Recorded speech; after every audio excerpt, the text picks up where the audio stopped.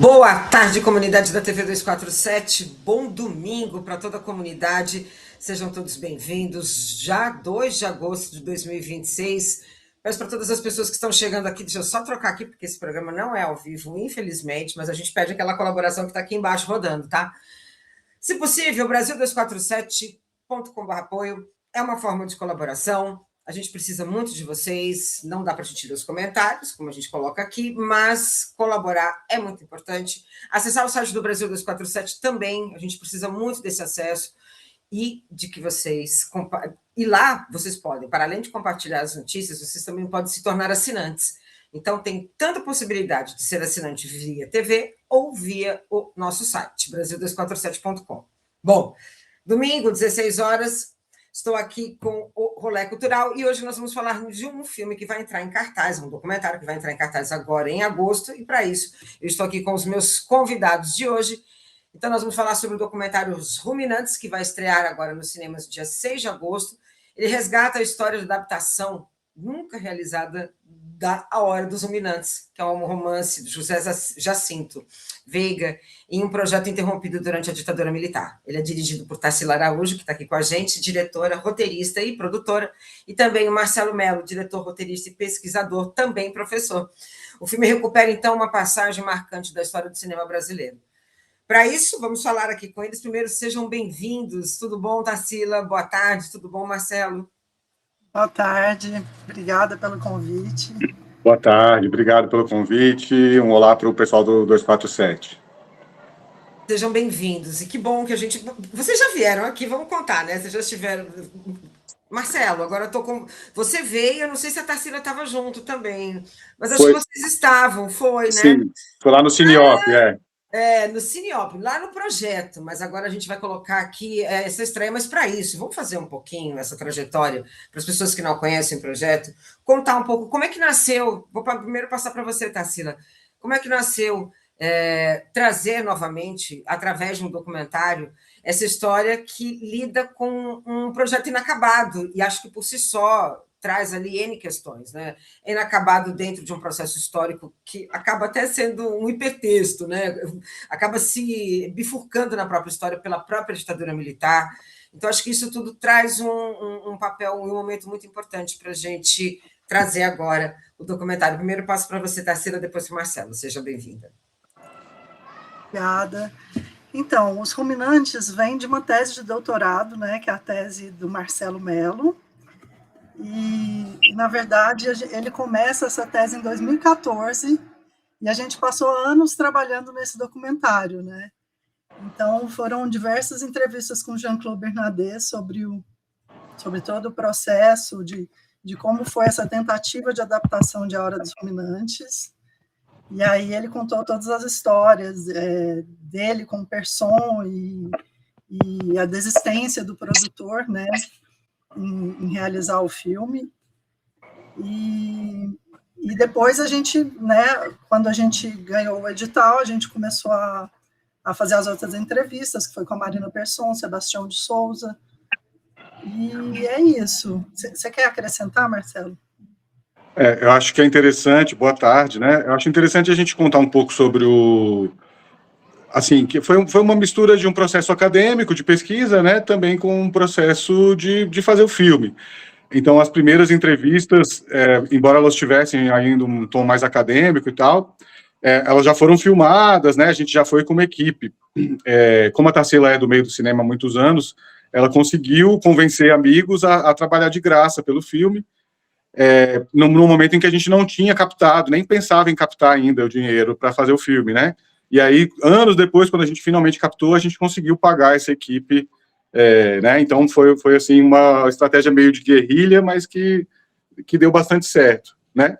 É interessante. Qual é o seu projeto, Marcelo? Eu fiz o meu doutorado pela Universidade Federal de Minas Gerais, né? E eu estudei o roteiro cinematográfico de Hora dos Ruminantes. Então, esse é um roteiro de 1967, né? Que teria sido o projeto mais importante dessa dupla, que é o Luiz Sérgio Persson e o Jean-Claude Bernardet, né? Eles tinham feito antes O Caso dos Irmãos Naves, que é um filme político muito importante contra a ditadura, denunciando a tortura e tal.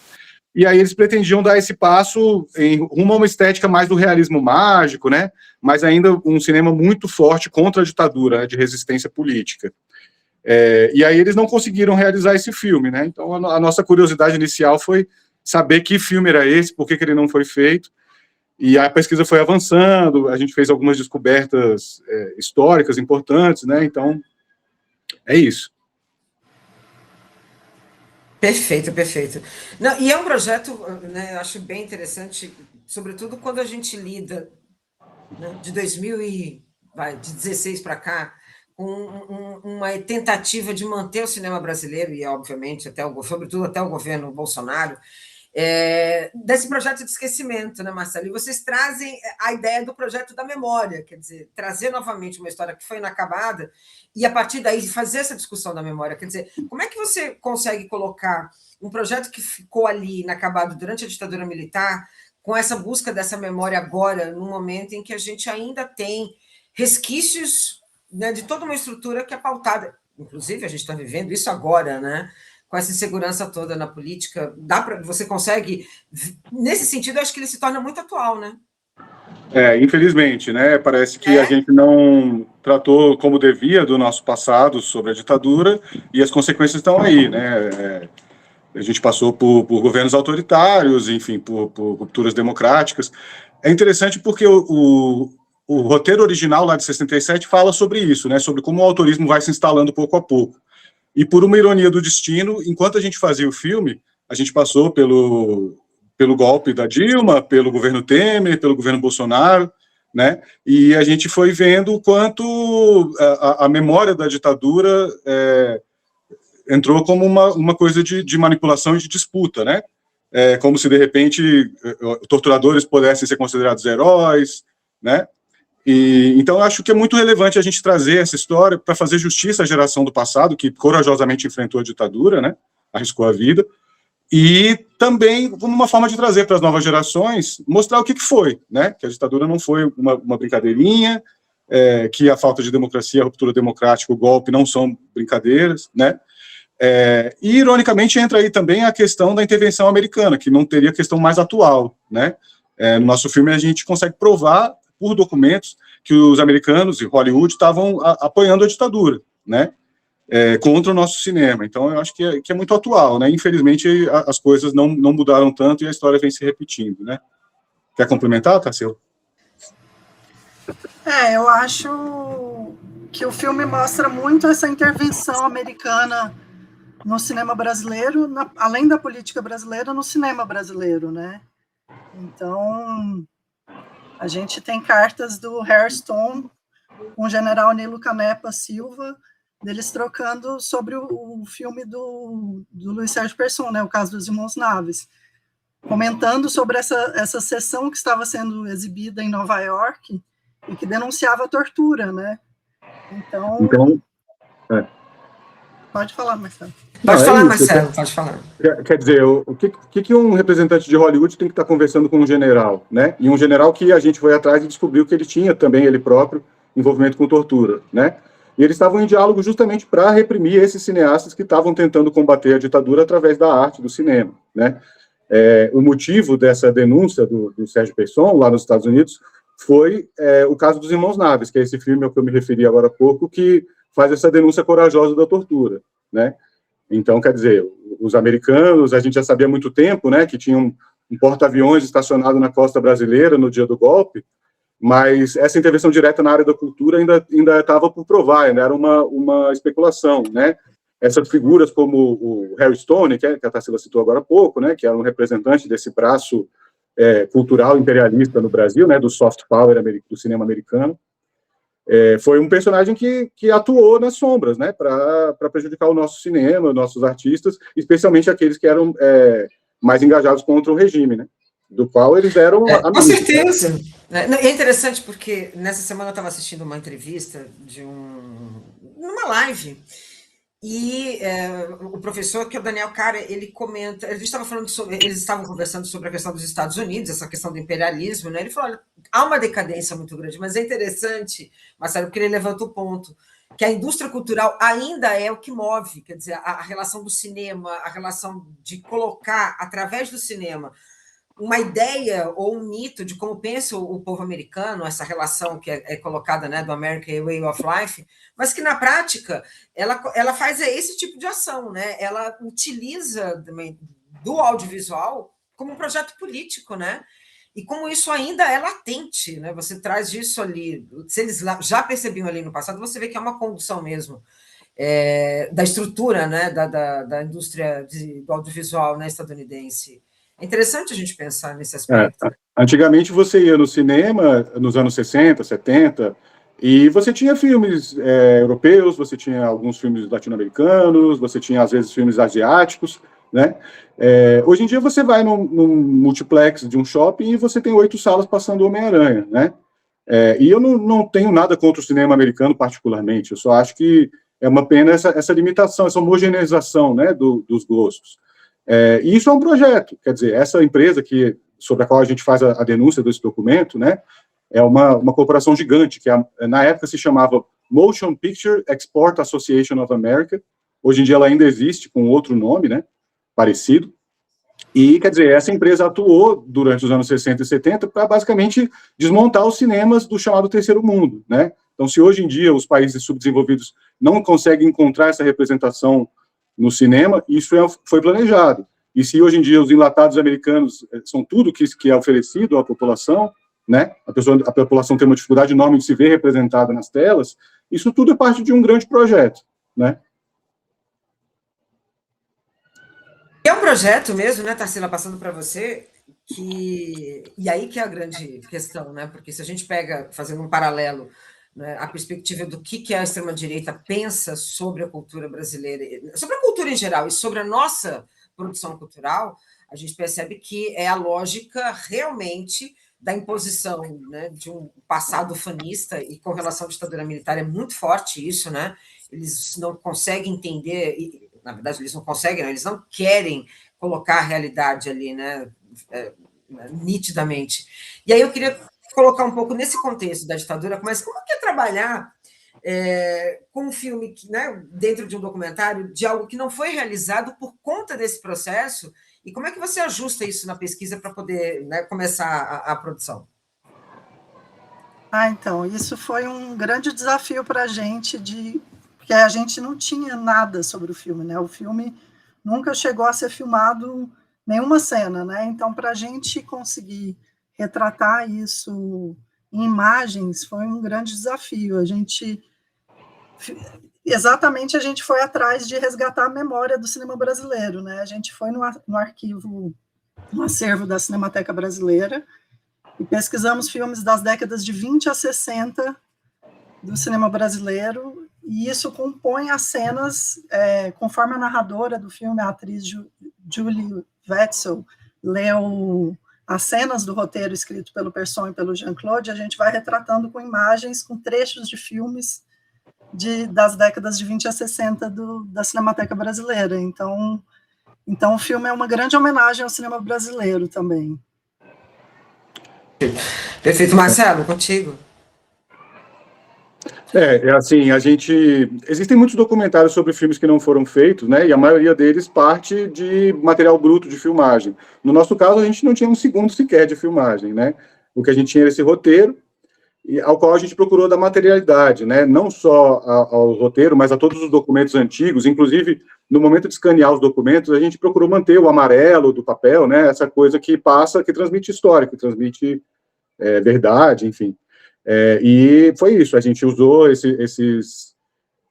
fez uma espécie de colagem, né, de filmes da história do cinema brasileiro, e aí tem Humberto Mauro, tem coisas importantes ali, para a gente poder recriar essas cenas do roteiro, né, e imaginar esse roteiro, entre aspas, né, a partir desse material de arquivo. E o papel da Marina Persson também nesse processo, porque eu acho que também traz um olhar, né? E são várias questões, né? Primeiro porque você entra pela perspectiva oral dessa, né, e afetiva por conta da história dela com, né, e o pai, cineasta, mas também eu acho que amplia essa relação, né, da memória afetiva, Marcelo, como é que tem sido esse projeto, né? Esse processo todo entre o projeto e agora chegando efetivamente à estreia, né? É uma coisa, né? Porque, É uma longa caminhada de uma década, poxa, né? Mas a gente fica muito feliz de ver, enfim, essa história sendo contada, né? E a gente trabalhou muito para isso, né? É uma pena que o cinema, a cultura e até o resgate da memória do passado no Brasil tenha que ser feito dessa forma, com tamanho sacrifício, né? A gente tem no documentário um grande resgate do passado, mas a gente também tem três personagens que a gente entrevista na contemporaneidade, né? O Sebastião de Souza, que é uma pessoa que trabalhou com o Sérgio Pesson em vários filmes, o Jean-Claude Bernardet, que é um dos maiores críticos de cinema do Brasil, professor da USP, a Marina Persson, que é filha do Luiz Sérgio Persson, e para complementar essas três entrevistas contemporâneas, a gente usa trechos de entrevistas antigas do Luiz Sérgio Persson, né, que aparecem como um contraponto muito interessante das questões que tem nas entrevistas contemporâneas, né? E é interessante porque a gente vai além de um documentário meramente didático do historicismo, pelo menos a gente tenta aí, né, ao passar para essa questão afetiva, né, e mostrar esses personagens, a filha que está em busca da memória do pai, que procura preservar a memória do pai, que foi um grande artista, né? O Jean-Claude, que é essa pessoa idosa, relembrando da maior parceria, do maior fracasso da carreira dele, né? Então, assim, eu tenho muito carinho pela forma como a gente conseguiu representar esses personagens, né? Eu acho que tem essa coisa muito delicada e muito bonita, afetiva de cada um. Eu acho que a gente conseguiu passar para o filme, espero, né? não, com certeza, né? Tarsila, passo para você se você quiser complementar, mas já levantando aqui uma outra questão, porque é isso, né? Ele vai chegar aos cinemas retomando um momento, como eu disse, em que essas políticas culturais estão aí e num ano eleitoral que faz toda a diferença. Quer dizer, chegar com o filme nacional, e você mesmo falou, né, Marcelo, com relação a essa questão, né, das salas de cinema, em que você tem um peso de uma indústria ainda voltada para essa indústria de massa, em que né, os filmes, enfim, sobretudo os filmes estadunidenses, estão ali concorrendo, né, na primeira semana e mantendo em outras semanas. Como é que você vê hoje essa política cultural, esse jogo que ainda é extremamente pesado, mas a abertura para o interesse do brasileiro na nossa história, porque parece que tem alguma coisa mudando nesse sentido, e o audiovisual tem cumprido esse papel. Eu não sei se é uma impressão minha, se eu estou sendo muito poliana, quem é mais velho lembra, né? Entende o que eu estou falando, mas eu consigo visualizar um olhar mais atento, né, de um segmento brasileiro. Eu não sei como é que vocês veem. Eu acho que tem sim. Fala. Eu acho que as grandes premiações que houveram nos 2 últimos anos ajudaram muito, né? Acaba trazendo bastante visibilidade, né? Quando você vê no meio de um carnaval as pessoas comemorando um prêmio, é incrível, né? Assim, o país do futebol de repente passa a ser o país do cinema, então e cinema brasileiro, né? O cinema nacional, então é incrível. Eu acho e justamente os 2 filmes falam de ditadura militar, né? Então a gente está lançando esse filme também com esse tema nesse momento que eu acho que é um bom momento assim para o cinema brasileiro, mas que sempre precisa de atenção, como você está falando, é um período eleitoral, é um período que a gente não sabe o que vai acontecer em seguida, e estamos lançando o filme agora e esperamos que seja bem recebido, né? Assim, é uma luta, porque a primeira semana, o primeiro fim de semana de estreia é o que define quanto tempo o filme vai ficar em cartaz, né? Assim que funciona a distribuição aqui no Brasil, não sei se fora também, mas assim, aqui é assim. Então, a gente pede que as pessoas vão no primeiro final de semana assistir Os Ruminantes, para a gente conseguir se manter em cartaz e manter esse filme ainda por um tempo, né? Com certeza, Marcelo, contigo.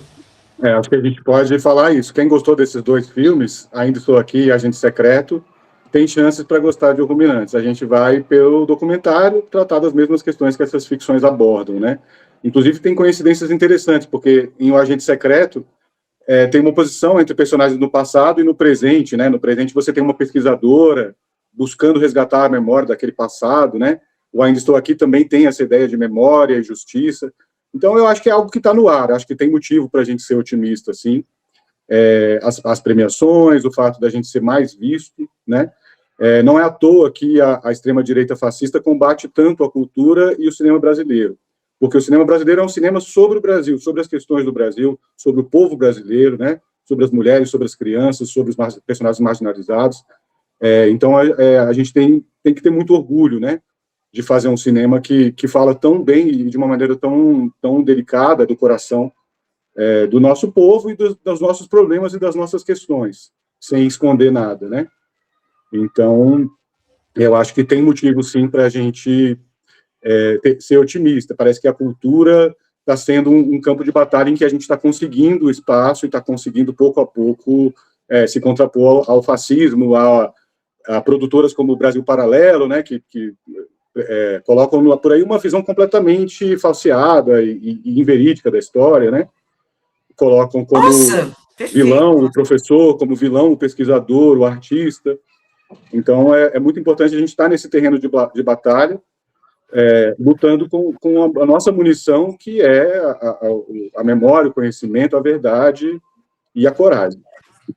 Perfeito, não. E quando você traz assim, né, esse exemplo do Brasil Paralelo, você vê o perigo, porque você vê há uma intenção ali, né, de você concentrar uma possibilidade de produção de documentários, de filmes, etc., mas cheio de, assim, É né, uma loucura. inverdades, não é, Tarsila?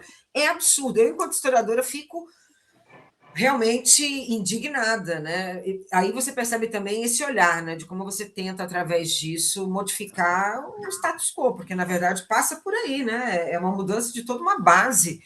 E a preocupação disso, né, Tarsila, passando um pouco para você, a gente pode até pegar o caso, e aí não estou querendo entrar no caso em si do Dark Horse, mas ele mostra as armadilhas, quer dizer, não passaram pela Ancine, não fizeram várias questões, mas foram produzindo para gerar uma ideia de que traria ali, se não vai ser exibida porque não deixaram, não permitiram, aí depois viu toda aquela confusão que deu, e a gente vê e entende por que eles criticam tanto as leis de incentivo, as políticas públicas, Exatamente. não é, Tarsila?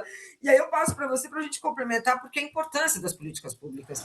A gente não pode esquecer que o audiovisual faz parte da cultura e a cultura é economia criativa, ela é muito importante, ela tem gerado, é aquilo, né? Era o carnaval, mas estava lá, né, gerando memória para o brasileiro, mas ela também gera economia para o país, né, Tarsila e Marcelo? Exatamente.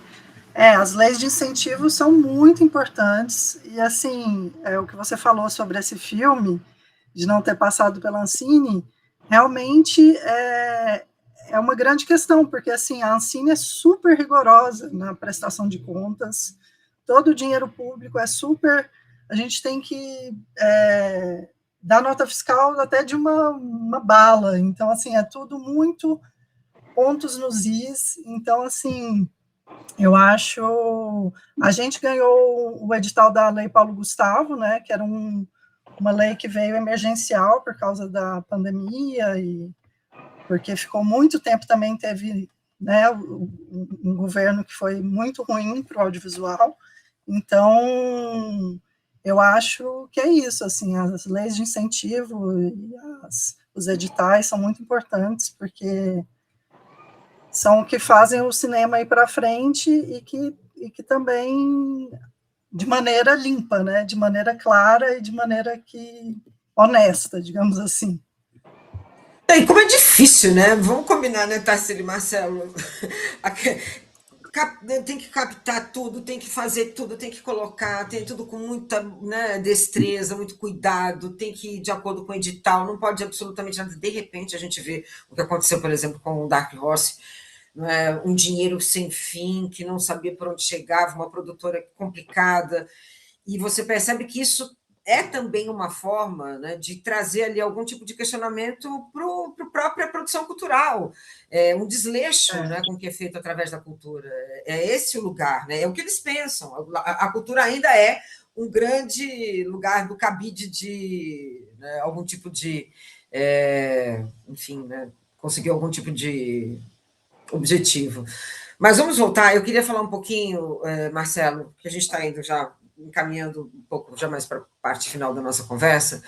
A partir do momento que vocês produziram, eu queria que vocês colocassem para a gente qual foi a parte mais interessante em termos da pesquisa, entre aquilo que você imaginava que estava tudo ali pronto e o que veio de mais informação, o que surgiu ali por um processo. Porque é isso, você fala de um projeto inacabado, dentro de uma estrutura da ditadura, que vem um processo de censura, que vem um processo de perseguição, mas que atinge também não só A Hora dos Ruminantes, mas como outros filmes também na época, né? Isso, você encontrou esses caminhos? Você viu que tinha alguma semelhança nesse processo?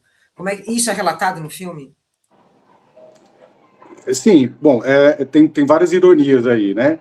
O filme é baseado em um roteiro cinematográfico que está preservado lá na Cinemateca Brasileira de São Paulo. Enquanto eu estava fazendo a pesquisa e a gente preparando para fazer o filme, houve 2 incêndios na Cinemateca Brasileira. Então, por 2 momentos, a gente se desesperou, arrancou os cabelos e pensou: bom, o roteiro subiu, não existe mais, né? Então, quer dizer, viver com essa tensão constante de que a memória possa ser destruída parece que é o novo normal, né, no nosso país, infelizmente. Eu acho que assim o grande momento que deu a reviravolta na pesquisa foi essa etapa de pesquisa no Arquivo Nacional, né? Lá tem de tudo, tem fichas de censura, então é possível ler as burrices que os censores escreviam, né, sobre os filmes. Dá para você ver que eles não entendiam realmente as mensagens políticas que o Pesson colocava nos filmes e tal. Inclusive, ele fez um filme com o Zé do Caixão, e tem lá os censores falando um monte e tal, né? Mas esses 2 conjuntos documentais, eu acho que trazem uma luz nova, né, sobre essa história. Primeiro, esse conjunto ao que a gente já se referiu, dos Estados Unidos, né, que mostram que os americanos estavam ali em diálogo com a ditadura, possivelmente para boicotar o Pesson, né, e a feitura do filme. E também um outro conjunto de documentos que ajuda a explicar, talvez, o que aconteceu com os negativos do filme depois que o projeto foi cancelado, né? A gente sabe que esses negativos foram vendidos, mas tem uma descoberta que aparece no documentário de que quem comprou esses negativos poderia ser gente ligada a um grupo guerrilheiro, de guerrilha urbana, na época da ditadura. Então, são histórias, assim, malucas, né, que surgiram e que parecem coisas de ficção, não parecem coisas de documentário, né? E que a gente achou por bem incluir aqui para... Perfeito! Né? Não, e é interessante porque é isso. O fato de a gente também lidar com essa história que ela é inacabada, ela vai trazendo outras relações de outras memórias que se confluem, né, Tarsila? Eu estava em janeiro, eu estava na Mostra de Cinema de Tiradentes, e o filme que ganhou, Anistia 79, ela estava pesquisando, ela queria tratar de um outro assunto, a Anitta. De repente, o que veio para ela foram 2 rolos de filme que estavam ali parados e que tinham um relato e uma história muito importante ali por trás, e você vai reconstruir a partir dali. E dentro dessas histórias, né, sobretudo da história política, né, de um país, no caso nosso, né, que passou por um processo autoritário muito forte, isso acaba sendo a base, né? O cinema brasileiro sofreu muito, não tem como a gente não falar de um cinema que, durante a ditadura militar, não sofre em termos de projetos que são interrompidos, a própria estrutura, né, do audiovisual, né, muda completamente. Realmente esse passado e presente, né, odiando a cultura que faz parte, aqui, infelizmente, da nossa história. Tarsila, dentro desse projeto, o que mais te chamou a atenção, enquanto, né, cineasta, em pegar essa história que é inacabada e construir a partir dela uma nova história? Fala um pouco para a gente. Enquanto você estava falando, eu estava pensando sobre o processo. Realmente, assim, a gente começou esse processo, esse documentário em 2014, né? Assim, a pesquisa do Marcelo de doutorado começou em 2014. Em paralelo, a gente começou desde então a tentar captar para realizar o documentário, né?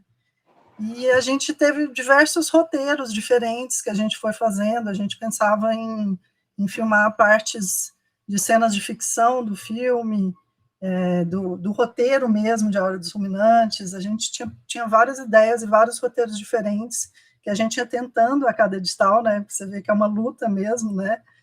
E aí a gente fez o caminho inverso. A gente foi fazendo essas entrevistas com Jean-Claude, e depois de ter essas entrevistas, a partir delas e de tudo que o Jean-Claude falou para nós, a gente começou a fazer um roteiro em cima do que ele nos disse. Então, foi um processo inverso, assim, foi um roteiro também de montagem, assim, que tiveram várias surpresas, né? Durante as entrevistas, o Jean-Claude falava coisas que a gente não imaginava quando a gente iniciou o filme, né? Por exemplo, isso que o Marcelo comentou, né? De que para ele foi o maior fracasso da carreira dele não ter realizado esse filme, A Hora dos Fulminantes. Então várias coisas que foram surgindo e que vocês podem ver no documentário em breve. Muito bem. Bom, e agora vamos falar um pouquinho sobre a estreia do documentário, né? Então, vamos lá, dia 6 de agosto. Vocês estão. É nacional? Explica um pouquinho para a gente e a importância, né? Por que é tão importante? As primeiras semanas, você já colocou a primeira semana, ela é determinante para a manutenção e para que fique mais tempo, né, no cinema, mas ver na tela, eu acho que isso é fundamental ainda, né? Você ter o espaço de cinema, porque depois a gente pode falar, não, quando é que vai cair no streaming, mas ainda é importante o cinema enquanto esse espaço, né, Marcelo, para a gente, enfim, né, manter, né, o cinema enquanto uma função principal, né? Pois é, bom, é uma dificuldade, né, lançar um filme hoje em dia, seja de ficção, de documentário, mais ainda, né?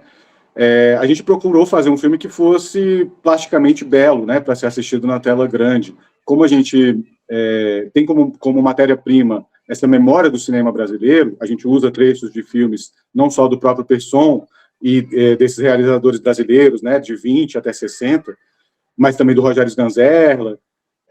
Então, assim, eu acho que é um filme que para ver na tela grande, o espectador vai encontrar ali a beleza, né, da memória do nosso cinema, e, ao mesmo tempo, essa questão das revelações históricas, né, de toda a luta política deles. Além da estreia, a gente vai ter 2 sessões especiais. Você quer falar, Tarsila? Falo sim. A gente vai ter 2 sessões especiais de pré-estreias gratuitas, né? Dia 2 de agosto, esse domingo, às 19 horas, no Cinema São Luís, em Recife. Hoje Pessoal às de 19 Recife horas, né? e pessoal de São Paulo. Em São Paulo, quarta-feira, dia 5 de agosto, às 20 horas, na Cinemateca Brasileira. Entrada gratuita e a pré-estreia do filme. Estaremos lá para apresentar a sessão, vai ter debate ao final, então vai ser muito bacana. Mas a partir do dia 6, o filme está em salas de todo o Brasil. Isso, a partir do dia 6 de agosto está em várias salas do Brasil. E isso é muito importante no primeiro fim de semana, porque justamente é isso que define quanto tempo vai ficar em cartaz. Então, é importante ir a partir do dia 6 de agosto. Ainda está seguindo em festivais? Está. Tem alguns poucos festivais em que o filme ainda está passando nesse momento, sim. Mas é isso. A gente deixa o convite, então, para o público do 247, né?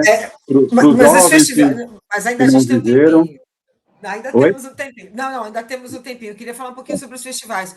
Porque é o seguinte, a rota quer dizer, o caminho é esse, né? Você vai para festival, vai entrar agora em cartaz, mas vocês vão continuar ainda um tempo no festival antes de caminhar para os streams, ou você já tem algum tipo de caminho já estabelecido, data para que vai estrear em algum streaming, ou ainda não? Não, a gente sempre mantém exclusivo para os cinemas, né? Perfeito. Para depois pensar em streaming, justamente porque a gente quer muito que o filme seja visto na sala de cinema. Na tela. Inclusive, enquanto o Marcelo estava falando de toda a qualidade do filme, que a gente fez o filme para a tela de cinema, a gente fez eu sempre penso também no desenho de som e na mixagem. É um filme para ser visto nos cinemas, com toda certeza. Não, com certeza. E ainda é exatamente esse o ponto, né, Marcelo e Tarsila? Como que a gente perde, né? Acho que o encanto pelo cinema quando você, né, usa um celular para assistir um filme. A diferença ela é muito grande. Mas tem filmes que são vistos e merecem ser vistos realmente na tela. Já tem outros projetos ou ainda não? Porque assim, a gente viu, a gente pegou, foi no Festival de Ouro Preto, não foi? Foi no Festival de Ouro Preto ou foi no Cine BH? Acho que foi um dos festivais, né? Que a De gente Ouro se Preto, encontrou. Foi de Ouro Preto. Mas e a ideia agora não tem mais nenhum festival, porque eu acho, sinceramente, muito interessante quando esses filmes vão para festivais, porque pega também de surpresa um público que não espera. Mais uma vez, levando em consideração ao filme da Anistia 79, eu vi uma sala de cinema calada durante mais de uma hora vendo um filme sobre a ditadura militar. É nesse momento que você vê que ele é bem recebido, né, Tarsila, Marcelo? Acho que isso é muito legal, né? E a sala de cinema eu acho que é incrível porque é um estado de atenção absoluto, né? Então a pessoa entra na sala de cinema, está no escuro, ela só está ouvindo e vendo o filme, nada interrompe, então é muito diferente do que assistir um filme em casa, né? É uma experiência única mesmo ver o filme no cinema. E com outras pessoas reagindo ao filme junto, então é uma experiência coletiva muito incrível. Eu fiz uma gravação com dois estudiosos sobre o audiovisual, eles estavam fazendo uma pesquisa bem interessante, né, sobre a diferença, né, do streaming e o cinema em termos ainda de acesso, né? E ainda por conta do streaming, né, você tem um peso maior, obviamente, né, de acesso aos filmes, mas há uma procura de cinema, do filme brasileiro em cinema, né, do cinema nacional nos cinemas. Isso pode mudar o impacto? Como é que a gente pode fazer para provocar o outro lado? Quer dizer, né, enquanto espectadores, enquanto as pessoas que também estão aqui assistindo, como é que a gente pode mudar essa relação? Porque é isso, toda vez que a gente traz um filme que está estreando, a gente fala dessa primeira semana como um lugar essencial para mantê-lo na tela. Né? É triste a gente ter que tratar dessa maneira, né, o cinema brasileiro, para competir, né, no espaço dos grandes cinemas. E cinema de rua, né? E cinema de shopping, eu não sei se é a mesma coisa, ou se é mais complicado. Eu não sei se. Mas eu acho que tem tem uma diferenciação, Tarsila? Você consegue. Na verdade, o cinema de shopping geralmente exibe mais filmes bem comerciais americanos. A maior parte dos filmes são americanos e filmes blockbusters mesmo, né? Então, agora justamente está entrando um novo Homem-Aranha, acho que entrou essa semana, vai entrar. Mais um, né? Mais um que veio para nos atrapalhar também, atrapalhar o cinema brasileiro de modo geral, né? Então são menos salas disponíveis para o cinema brasileiro. Isso só piorou, nossa. E a gente vê, e como fazendo um histórico, né, do que foi os anos Temer em diante, a diminuição, né, primeiro da produção. Eu nunca mais ouvi falar de Paulinha, né, por exemplo, que era um polo, Nossa, não é? Tarsila e Marcelo. Era um sonho aqui para São Paulo e, de repente, infelizmente, né, foi. É muito triste isso, é muito complicado mesmo. Muito bem. A gente está, agora sim, realmente, a gente está indo para o final. Marcelo, eu passo para você agora chamar, depois eu vou passar para a Tarsila e já convidar, né, próximos projetos. Eu acho que vai demorar um pouquinho, né, porque tem que aproveitar um pouco isso na tela, mas é muito legal quando você vê um projeto né, que começa ali no doutorado e chega ali no final, numa produção, e que retrata uma memória tão importante do nosso país e de uma história também que é tão interessante, né, Marcelo? Legal. Bom, eu agradeço o seu convite, agradeço aí o espaço do Brasil 247. Convido o pessoal para as 2 sessões de pré-estreia, Tarsila pode relembrar aí os dias e os horários em Recife e São Paulo, e convido vocês para verem quando o filme estrear, né, no dia 6 de agosto, em salas de todo o Brasil, tá? A gente acredita que essa experiência da sala de cinema é importante porque é justamente a experiência da época da qual a gente está tratando, né? Espero que gostem. Convidamos os mais velhos que viveram a ditadura, que sabem o que foi aquela barra pesada, né? A geração dos meus pais, dos pais da Tarsila. E convidamos também a geração dos mais novos que a gente, né? E que estão descobrindo aí o cinema brasileiro, que estão engajados com questões políticas, né? Vendo como a história se repete, essas questões das quais a gente tratou, né? A intervenção americana e tudo mais.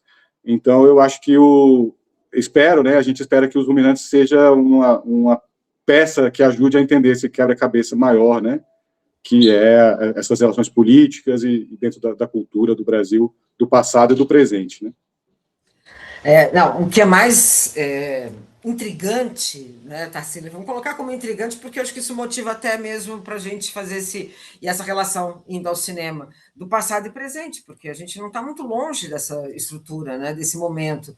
A gente continua ainda lidando com um passado recente, porque não passamos por um processo de transição, né, da verdade, né, da memória, verdade e justiça, e isso atinge totalmente, né, nossa estrutura, inclusive hoje, né, no cinema, e essa dificuldade ainda, né, de manter o cinema brasileiro e tratar da nossa história como algo importante que deveria ser contado e não ainda dentro de um processo de disputa, né, de uma narrativa.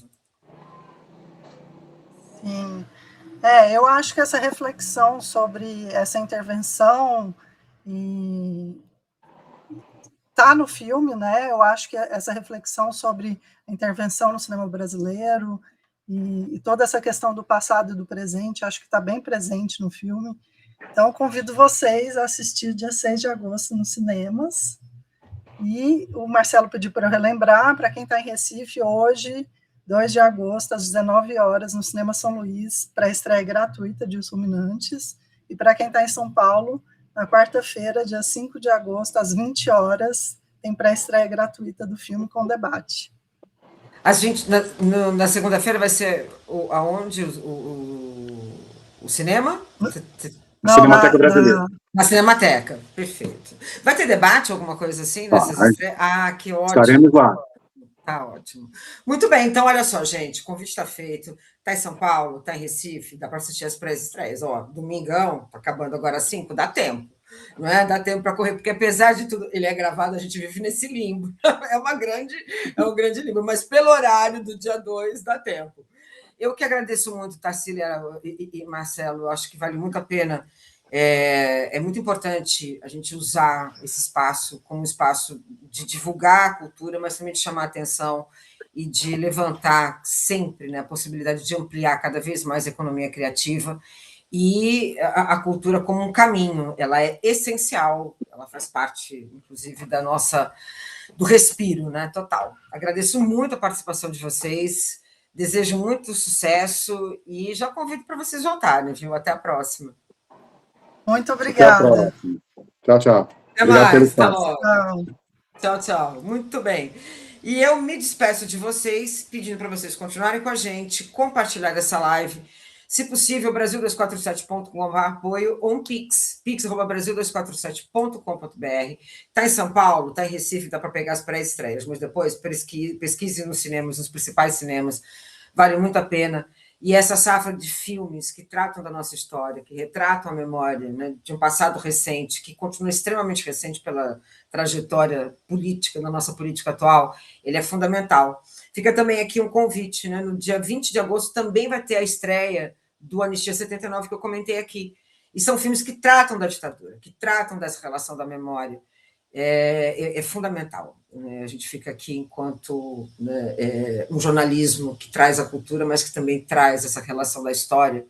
Eu acho que é fantástico a gente poder contar essa história dentro dessa narrativa, que é buscar, através da memória, alertar para esse presente aqui que está aí, né, deixando recados para a gente. Beijo para todo mundo e até a próxima. Bom final de domingo.